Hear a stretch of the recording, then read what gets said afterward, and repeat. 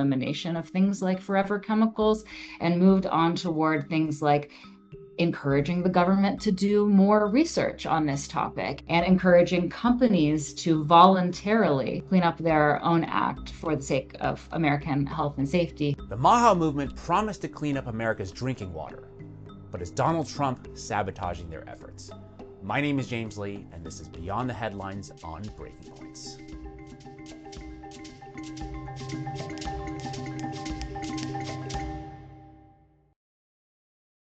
Across the country, Americans are drinking water contaminated with PFAS, aka forever chemicals.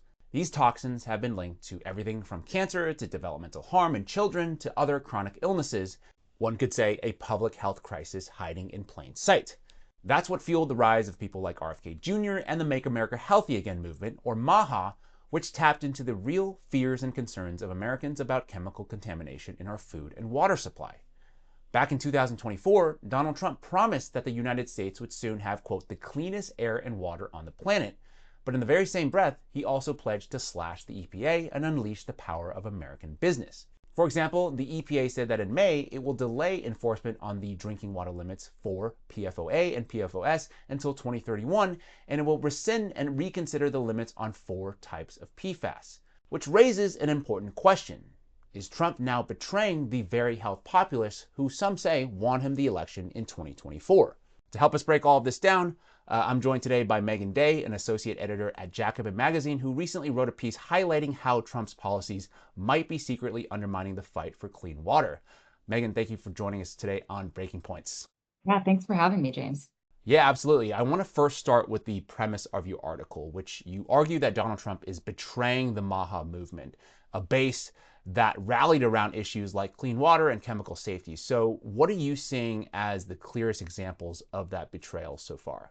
Well, I think let's focus on forever chemicals and on the issue of clean water. We could also talk about clean food and clean air, but this article wanted to just focus on clean water and specifically the issue of PFAS.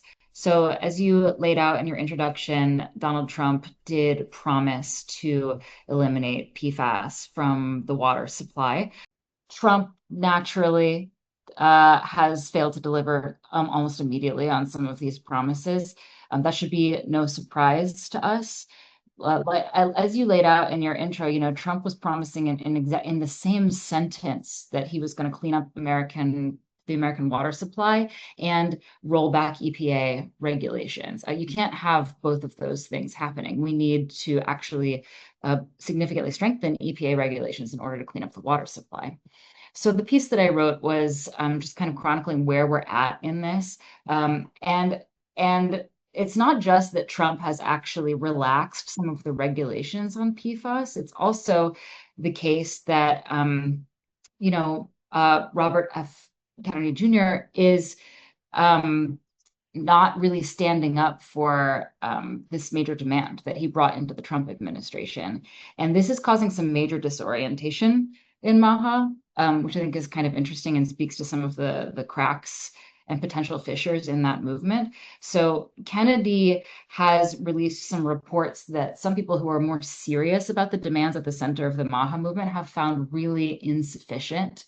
The reports have basically backed away from demanding full regulation and elimination of things like forever chemicals and moved on toward things like encouraging the government to do more research on this topic and encouraging consumers to educate themselves more so that they can make better decisions in terms of the consumer products that they're buying, and encouraging companies to voluntarily clean up their own act for the sake of American health and safety. This is definitely a step back from the somewhat militant rhetoric that we heard from RFK Jr. during the Trump campaign, which brought a lot of people into the Trump orbit from the MAHA movement.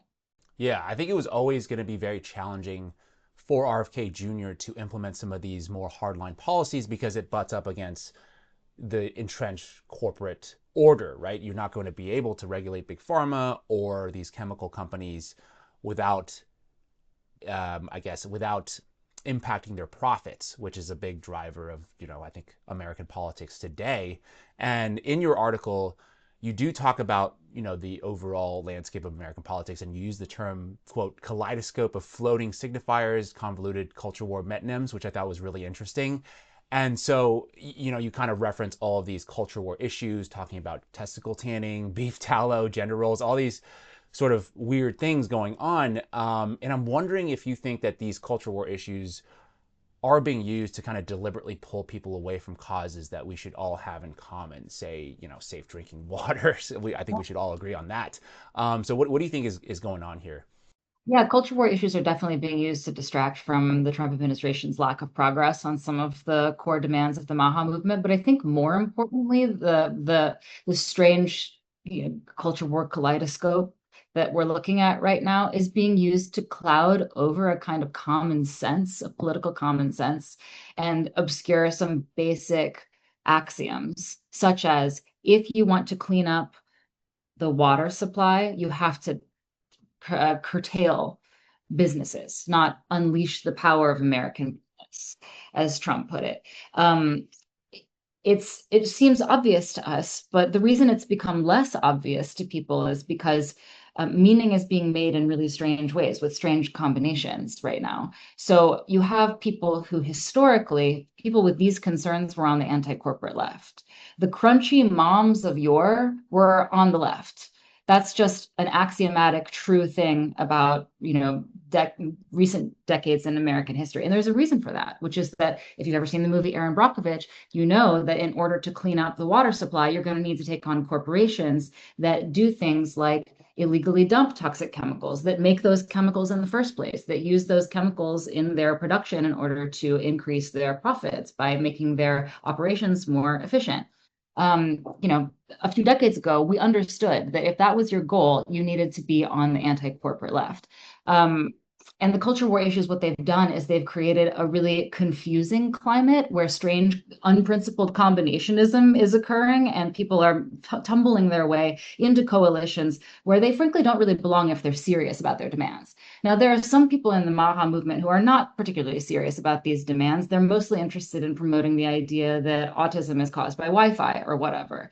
But there are a lot of people in the MAHA movement who actually do want us to have clean air, clean water, healthy food, and so on. And they're going to have to learn the hard way that a political party that is dedicated to preserving the profits of American major multinational American-based corporations is not going to be on their side in pursuing those demands. Right. And I do find that it is a challenging environment for these types of activists because I think, like to your point, they did come out of the Democratic Party, out of the left, and now they've realigned with kind of the Trump coalition. And they were, to me, kind of pushed into that position, right? Because do you find it kind of odd that the Democratic Party didn't want to court these voters in the last election? They basically allowed them to drift over to Trump. Is that part of, is part of that being the reason that, hey, the Democratic Party isn't all that serious either about Yeah. curtailing corporate power? So, they didn't really want this group of voters either. Yeah, definitely. In some way, I didn't even write this in the piece, but to sort of speak extemporaneously here, I think that there's partly a self-fulfilling prophecy going on here, which is that the Democratic Party chose to lump the people with the serious environmental concerns in with the kooks that you don't have to listen to, which made it easy for them to stay on good terms with their own corporate donors. And what happened was that they made that a reality. And now people with serious environmental concerns have actually joined up in a movement with people with really fringe marginal ideas. And the Democratic Party could have done certainly a much better job keeping those people in its coalition if it had done things like taken more concrete steps to actually act on some of the core demands coming from the environmental health and safety activists in the United States. I do have one pushback for you that I'm interested to get your response on in terms of your piece, because you do describe people like RFK Jr. as sort of indulging in the quack side of MAHA. You mentioned raw milk, fluoride. For me, because I do a lot of reporting on all kinds of issues that challenge corporate power and institutional power in general. So one thing I've noticed is this use of various pejoratives that, depending on the different issues, it's a different pejorative, but they're used to discredit the movements or the ideas that could potentially threaten corporate power. So, for example, I think the word socialism oftentimes is used to smear what and block what would otherwise be popular worker-centric policies. So my question to you is, in terms of RFK Jr. and some of the issues that he champions, let's say it's fluoride, or getting fluoride out of the water, which I've talked to a lot of dentists about, which there's conflicting, there's Mhm. certainly conflicting evidence around that particular issue, or raw milk. Some people like it, some people don't like it. Isn't kind of calling him a conspiracy theorist or an anti-vaxxer or a quack serving kind of a similar function to delegitimize anybody who's trying to question these types of pro pharma or pro corporate narratives about health? I think that our responsibility over here on this side of things is actually to cleave off the elements of the MAHA movement that have serious anti-corporate demands and the ones that are actually mostly interested in what I called in my piece, like strange side quests and pet issues.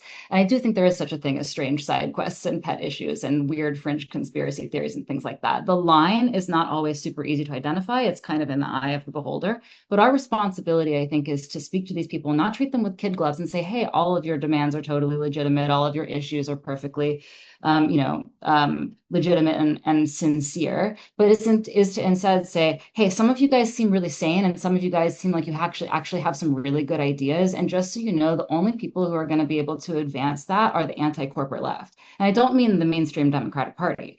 I mean the portion of the left that is specifically aware of and oriented against corporate power. And the Republican Party and the mainstream Democratic Party, neither of them are going to be sufficiently representative of that section of the MAHA coalition. So, yeah, I don't necessarily feel like it's important to treat them all as a unified bundle and all of their ideas as a unified bundle. I kind of want to reach across and say, like, hey, some of you guys are actually saying things that we agree with, that we've been saying for a long time, and that we have ideas to fix.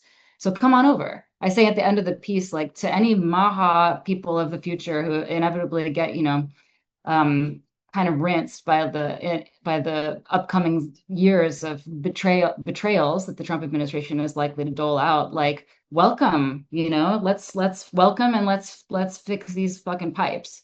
Like, we need to fix the water infrastructure in this country, which is going to take a Green New Deal level of public investment to do. So yeah, that kind of sets up my final question perfectly. So what do you think are the solutions here? Because if Trump, I think, continues to disappoint the MAHA movement on something as basic as clean water, that energy will inevitably go somewhere, and I think it could push parts of his coalition back to the left. And I already made this point, but given the corporate influence in both parties, is a populist realignment across the right and left on these kinds of issues actually possible? I think it might be possible. I'm not entirely sure how long it will take to affect something like that, given the sort of centrifugal force of the two-party system in the United States. But I think that there are a lot of people in the United States who are primarily just like concerned with the actual issues. And I feel that way about a large contingent of the MAHA movement, that they actually just want like clean water, pure air, healthy food, and they are being prevented from finding common cause with those of us on the left who also want those things and have been talking about that for decades by culture war issues, by rancorous, tribalistic bipartisanship. And it's possible that we're reaching, I was going to say a breaking point, and then I realized who I was talking to. It's possible that we might be approaching some kind of breaking point where a populist realignment might be possible.